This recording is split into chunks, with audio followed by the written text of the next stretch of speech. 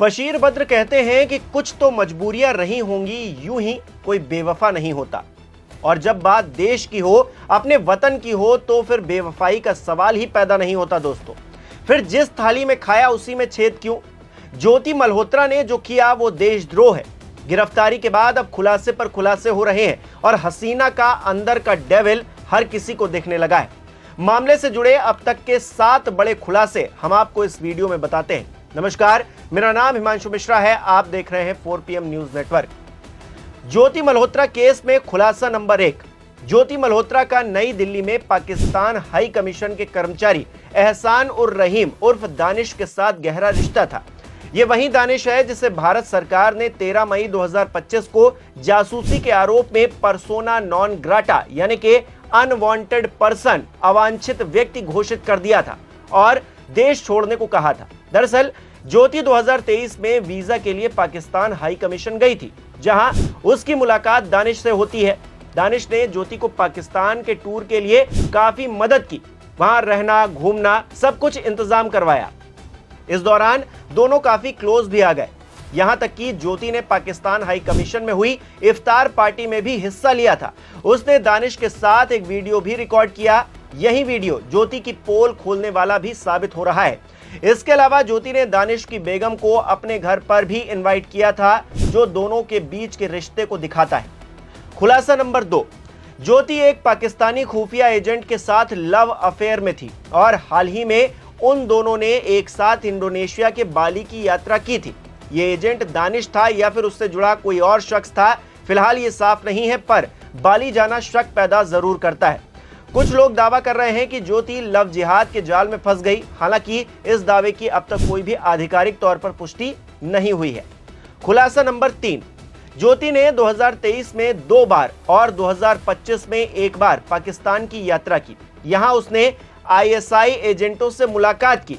2023 की पहली यात्रा में ज्योति एक डेलीगेशन के साथ पाकिस्तान गई थी, जहां दानिश ने उसकी मुलाकात ISI एजेंट अली एहसान, शाकिर और राणा शहबाज से करवाई थी।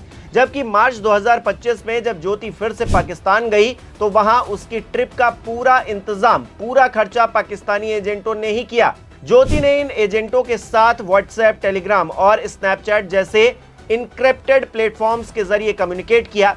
ज्योति ने एजेंटों के नाम भी अलग अलग तरह से सेव कर रखे थे, जैसे कि राणा शहबाज का नंबर उसने जट रंधावा के नाम से सेव किया था। एक फोटो भी निकलकर सामने आ रही है, सोशल मीडिया पर काफी वायरल भी हो रही है। उस फोटो का कैप्शन काफी दिलचस्प दिखाई दे रहा है। उस कैप्शन में लिखा है, रंधावा जी सेड, बिल्लो तेरी आंख कातिल, are these pictures justifying the lyrics. यानी कि रंधावा साहब के साथ कुछ ना कुछ कनेक्शन इनका जरूर था। और क्या रंधावा वही व्यक्ति था जिसके साथ इंडोनेशिया का ट्रिप किया गया था? पूरी बातें धीरे धीरे करके साफ होंगी, खुलासे होंगे और भी। लेकिन अब आते हैं इस पूरे मामले पर। खुलासा नंबर 4। पहलगाम आतंकी हमले से भी ज्योति का कनेक्शन बताया जा रहा है। दरअसल जनवरी 2025 में ज्योति श्रीनगर और पहलगाम की ट्रिप पर गई थी, जो पहलगाम में हुई आतंकी हमले से 3 महीने पहले की ट्रिप थी। उस वक्त ज्योति ने श्रीनगर से बनिहाल की ट्रेन यात्रा का वीडियो भी पोस्ट किया था। जांच एजेंसियों को शक है कि ज्योति ने पहलगाम की यात्रा के दौरान संवेदनशील जानकारियां इकट्ठा की होंगी, जो आतंकी हमले से जुड़ी हो सकती हैं। ज्योति ने ऑपरेशन सिंदूर से जुड़ी सीक्रेट इंफॉर्मेशन भी पाकिस्तानी एजेंटों को दी होगी, ये कहा जा रहा है। खुलासा नंबर 5। बताया जा रहा है कि ज्योति हरियाणा और पंजाब में एक्टिव एक बड़े जासूसी नेटवर्क का हिस्सा थी, जिसे लेकर कुल 6 लोगों की गिरफ्तारी भी हुई है। मीडिया रिपोर्ट्स के मुताबिक ज्योति के अलावा पकड़ा गया गुजाला वीजा प्रोसेस में मदद करता था। इसी तरह यामीन मोहम्मद हवाला के जरिए पैसे भेजा करता था। देविंदर सिंह ढिल्लो मिलिट्री बेस के वीडियो बनाता और अरमान भारतीय सिम कार्ड और डिफेंस एक्सपो की जानकारियां देता था। यह पूरा नेटवर्क नूह, कैथल, हिसार और मलेर कोटला यानी कि पंजाब तक फैला हुआ था। बताया जा रहा है कि ज्योति ने इंडियन आर्मी की सीक्रेट इंफॉर्मेशन जैसे कि ऑपरेशन सिंदूर और डिफेंस एक्सपो को लेकर जानकारियां पाकिस्तानी एजेंटों तक पहुंचाई हैं। खुलासा नंबर 6। ज्योति के परिवार और उससे जुड़ी चीजों को लेकर कई जानकारियां सामने आई हैं, जैसे कि 33 साल की ज्योति अनमैरिड है और हिसार की न्यू अग्रसेन कॉलोनी की रहने वाली है। उसने कुरुक्षेत्र यूनिवर्सिटी से बीए किया हुआ था। पिता हरीश मल्होत्रा ने बताया है कि ज्योति ने लॉकडाउन के बाद वीडियो बनाना शुरू किया था। उससे पहले दिल्ली में 20,000 रुपए की वो नौकरी किया करती थी। पिता का दावा है कि ज्योति के पास कुछ गलत नहीं मिला है, लेकिन पुलिस ने उसका फोन, लैपटॉप और बैंक पासबुक जब्त कर ली है। पिता का दावा यह भी है कि उनकी बेटी के अकाउंट में बहुत ज्यादा रुपए नहीं है। हर महीने 20 से 25,000 रुपए उनके अकाउंट में आते हैं, जो कि YouTube वीडियो से जो पैसे आते हैं वही हैं। लेकिन सवाल यही खड़ा होता है दोस्तों कि 20 से 25,000 रुपए में क्या कोई दुनिया भर की यात्रा कर सकता है?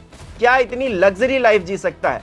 उनके वीडियोस जाकर देखिए, उनके जो शॉर्ट्स हैं, उनके जो रील्स हैं, उनको जाकर देखिए किस तरह से लग्जरी लाइफ ज्योति मल्होत्रा जी रही थी। और क्या ये ज्योति मल्होत्रा 20-25 हजार रुपए में इतनी लग्जरी लाइफ जी रही थी? 5 स्टार होटलों में रुकना, लग्जरी तरह से ट्रैवल करना, जगह जगह पर घूमना, खाना पीना, सब कुछ हो रहा था उनकी जिंदगी में। तो क्या ये सिर्फ 20-25 हजार रुपए में हो रहा था, जैसा कि दावा उनके पिता कर रहे हैं, या फिर कोई और बात थी? पैसा कहीं और से आ रहा था, कैश मिल रहा था कहीं से, जिसका फायदा वो उठा रही थी, स्पॉन्सर्ड थी वो, जिसके बाद उन्होंने वो लग्जरी लाइफ जी। लेकिन अब उसका खुलासा धीरे धीरे करके हो रहा है। एक और खुलासा जो इस मामले पर हुआ है, खुलासा नंबर 7 के जरिए मैं बताता हूं। ज्योति ने अपने YouTube चैनल ट्रैवल विद जो, जिसके 3,77,000 सब्सक्राइबर हैं, और इंस्टाग्राम अकाउंट @travelwithjo1, जिस पर 1,32,000 फॉलोअर्स हैं, उसका इस्तेमाल न सिर्फ पाकिस्तान की पॉजिटिव इमेज बिल्ड करने के लिए किया, बल्कि भारत को बदनाम करने की कोशिश भी की। ज्योति के वीडियोस में लाहौर यात्रा, पाकिस्तानी मंदिर और स्थानीय संस्कृति को पॉजिटिवली दिखाया गया है। एक इंस्टाग्राम पोस्ट में ज्योति ने उर्दू में लिखा है, इश्क लाहौर। ऐसे में जांच एजेंसियों का मानना है कि ज्योति की सोशल मीडिया वाली जो ताकत थी, उसको इस्तेमाल करते हुए ISI ने भारत के खिलाफ प्रचार और जासूसी के लिए काम किया। ज्योति ने अपने व्लॉग में पाकिस्तान हाई कमीशन के अंदर का वीडियो भी शेयर किया, जिसमें दानिश भी दिखाई दे रहा है। यह इस बात का सबूत है कि ज्योति पाकिस्तानियों से काफी ज्यादा घुली मिली हुई थी। अब जानकर या फिर अनजाने में ज्योति ने जो किया, वो देश कभी भी माफ नहीं करेगा। कल हमने एक इनपुट के आधार पर ज्योति रानी पुत्री हरीश कुमार RO अग्रसेन एक्सटेंशन हिसार को ऑफिशियल सीक्रेट एक्ट और 152 BNS के अंतर्गत अरेस्ट किया है। इसके पास प्राप्त मोबाइल और लैपटॉप से हमें कुछ संदिग्ध सामग्री प्राप्त हुई है। इसको हमने 5 दिन की रिमांड पे लिया है, पूछताछ जारी है। यह लगातार पाकिस्तानी नागरिक के संपर्क में थी, उसके बारे में इससे पूछताछ की जाएगी।